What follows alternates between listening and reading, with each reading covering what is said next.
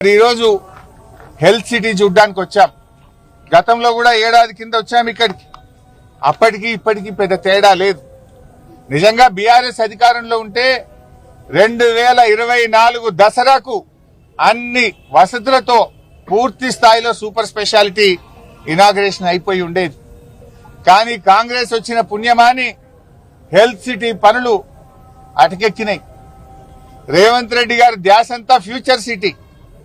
కేసీఆర్ గారు ధ్యాసనేమో health city అయితే రేవంత్ రెడ్డిని ఫ్యూచర్ సిటీ. కేసీఆర్ గారు ఈ వరంగల్ జిల్లా ప్రజలకు, ఈ ఉత్తర తెలంగాణ ప్రజల ఆరోగ్యాన్ని కాపాడాలి, ఈ ప్రజల ప్రాణాలు కాపాడాలి అని పేదల కోసం కేసీఆర్ గారు హెల్త్ సిటీని నిర్మిస్తే, రేవంత్ రెడ్డి ఏమో రియల్ ఎస్టేట్ ఏజెంట్ల కోసం, కాంట్రాక్టర్ల కోసం ఫ్యూచర్ సిటీ మీద శ్రద్ధ చూపిస్తా ఉన్నాడు. కేసీఆర్ గారి శ్రద్ధ హెల్త్ సిటీ అయితే రేవంత్ రెడ్డి శ్రద్ధ ఫ్యూచర్ సిటీ. కేసీఆర్ గారి ఆలోచన పేదల ప్రాణాలు కాపాడడం, పేదలకు వైద్యాన్ని అందుబాటులోకి తేవడం. రేవంత్ రెడ్డి ఆలోచన రియల్ ఎస్టేట్ వ్యాపారము, కాంట్రాక్టర్లకు పనులు అప్పచెప్పడం. ఇది కేసీఆర్ గారికి రేవంత్ రెడ్డికి ఉన్న తేడా. నిజంగా ఆ హెల్త్ సిటీ మీద పెట్టిన, ఆ ఫ్యూచర్ సిటీ మీద నువ్వు పెట్టినటువంటి శ్రద్ధ ఒక 10% హెల్త్ సిటీ మీద పెట్టినా ఈ పాటికి పూర్తి అయిపోయేది.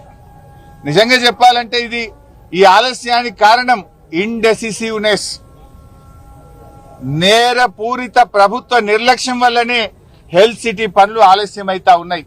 నీ ప్రభుత్వం అధికారంలోకి వచ్చి 2.5 సంవత్సరాలైనా హెల్త్ సిటీ ఎక్కడేసిన గొంగలి అక్కడే అన్నట్టుగా ఉన్నది. అప్పటికే 24 అంతస్తులు కేసీఆర్ గారు స్లాబులు కూడా వేసిపోయినాం. మేము కేవలం ఫినిషింగ్ వర్క్స్ చేయడానికి 2.5 సంవత్సరాలు కావాలా? 2.5 సంవత్సరాల నిర్లక్ష్యం దేనికోసం? ఇవాళ చాలా పనులు తొలగించారు.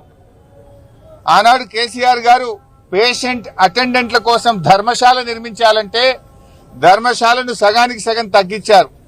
క్యాంటీన్లు తీసేశారు, ఎలివేషన్ వర్క్స్ తగ్గించారు, రోడ్ నెట్వర్క్ ను తగ్గించారు, అనేక ఎక్విప్మెంట్ ను కూడా ఆసుపత్రిలో తగ్గించే ప్రయత్నం చేస్తా ఉన్నారు. నేను అడుగుతున్నా, ఎందుకు? మనం ప్రజల కోసం పనిచేయాలి కానీ కేసీఆర్ గారికి పేరు వస్తుంది, ఈ హాస్పిటల్ కేసీఆర్ గారు కట్టిండ్రు అని దీని మీద నిర్లక్ష్యం చేయడం నీకు తగదు రేవంత్ రెడ్డి. ప్రజల కోసం ప్రభుత్వాలు పనిచేయాలి తప్ప కేసీఆర్ గారికి పేరు వస్తుంది అనే పేరు మీద ఎందుకు ఈ నిర్లక్ష్యం? ఇప్పుడు మేము ఈ హాస్పిటల్ కు ప్రణాళికలు రూపొందించాం, బడ్జెట్ కూడా మేమే సమకూర్చిపోయినాం. దీనికి ఎన్ని నిధులు కావాలో నిధులను కూడా నాటి బీఆర్ఎస్ ప్రభుత్వం సమకూర్చింది. కేవలం మీ నేరపూరిత నిర్లక్ష్యం, మీరు డిజైన్లలో మార్పుల పేరిటనో, కాస్ట్ కటింగ్ పేరిటనో నిర్ణయాలు వెలువర్చకపోవడం వల్ల 2.5 సంవత్సరాలుగా హాస్పిటల్ ప్రారంభోత్సవానికి నోచుకోవడం లేదు.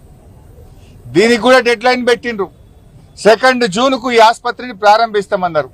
2 జూన్కు ఈ ఆసుపత్రి ప్రారంభించాలంటే ఇది 2000 పడకల ఆసుపత్రి.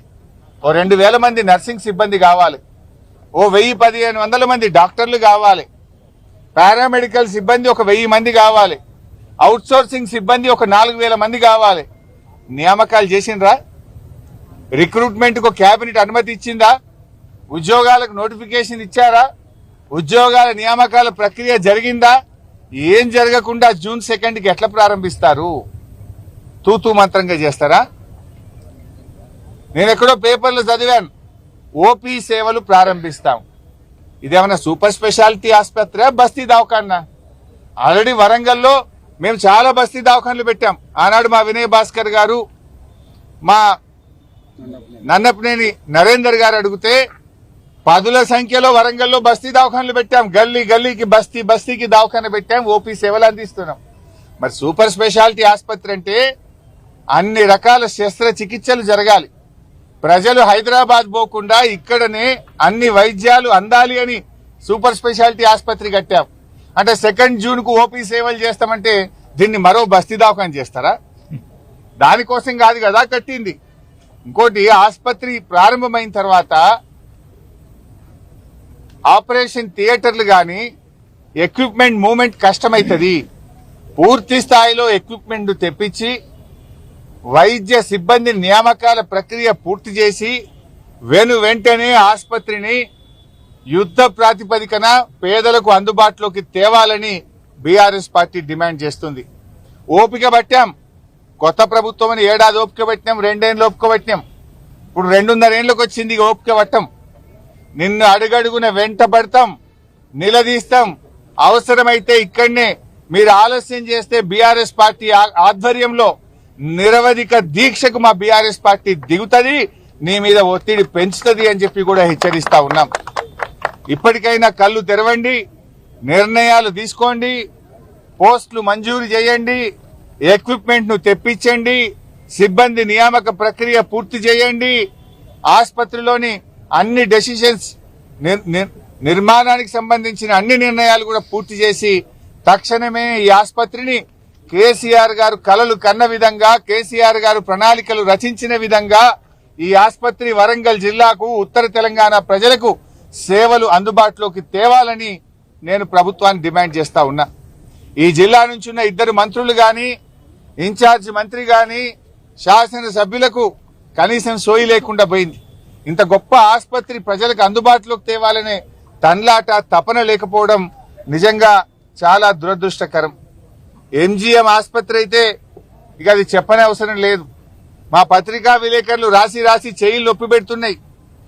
మా ఎలక్ట్రానిక్ మీడియా రిపోర్టర్లు మాట్లాడి మాట్లాడి గొంతు ఎండిపోతున్నది, కానీ ఈ ప్రభుత్వంలో చలనం లేదు.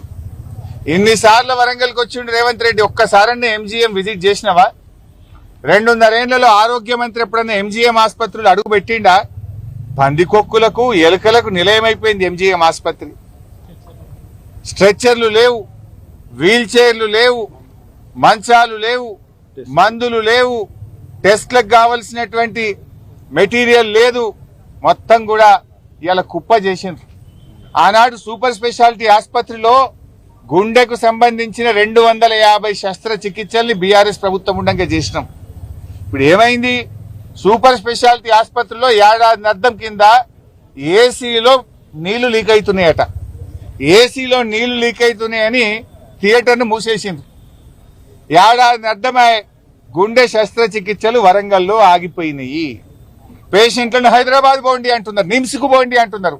సగం మంది జనగామ ఆలేరు దాటే వరకే, భువనగిరి వరకే ప్రాణాలు పోతున్నాయి. అంబులెన్సులు వరంగల్కు వాపసు వస్తున్నాయి. ఇదా మీ ఉద్దారకం? మేము కట్టింది నడిపించే తెలివి కూడా లేదా మీకు? ఆనాడు బీఆర్ఎస్ సూపర్ స్పెషాలిటీ ఆసుపత్రిని పూర్తి చేసి క్యాత్ ల్యాబ్ను పెట్టి అన్ని రకాలుగా మీకు అప్పజెప్పిపోతే గా ఏసీ పైపుల నీళ్లు లీక్ అయితే మరమ్మతు చేసే తెలివి కూడా లేదా ఈ ప్రభుత్వానికి? ఏసీ పైపుల నీళ్లు లీక్ అవుతున్నాయని ఆపరేషన్ థియేటర్లు మూతబెట్టారా? క్యాత్ ల్యాబ్ను మూసేస్తారా? గుండెకు సంబంధించిన శస్త్రచికిత్సలు నిలిపివేస్తారా? ఇదేం నిర్వాహకం అని చెప్పి ఈ రోజు నేను ప్రశ్నిస్తా ఉన్నా. అదేవిధంగా కరోనా సమయంలో మేమిక్కడ 3 ప్లాంట్లు పెట్టించాం. కరోనా సమయంలో మా నరేందర్ గారు, మా వినయ్ అన్న రిక్వెస్ట్ చేస్తే ఆనాడు నేనే ఇక్కడికి వచ్చి 3 పిఎస్ఏ ప్లాంట్లు పెట్టాం. అంటే ఆక్సిజన్ జనరేషన్ ప్లాంట్లు. ఒక్కటి నడుస్తలేదు. ఇప్పుడు పోదామా ఎంజీఎం కు? 3 ఆక్సిజన్ జనరేషన్ ప్లాంట్లు మేము పెట్టి మీ ప్రభుత్వానికి అప్పచెప్తే 3కు 3 మూలకు పడ్డాయి. ఆక్సిజన్ జనరేషన్ ప్లాంట్లు పనిచేయడం లేదు, ఎక్స్రే మిషన్లు పనిచేయడం లేదు, క్యాత్ ల్యాబ్ పనిచేయడం లేదు. ఆయుష్ లో రాష్ట్రంలో ఎక్కడ ఆయుష్ దవాఖాన్లలో మందులు లేవు. ఇవాళ ఈ రకమైనటువంటి పరిస్థితి తెచ్చారు.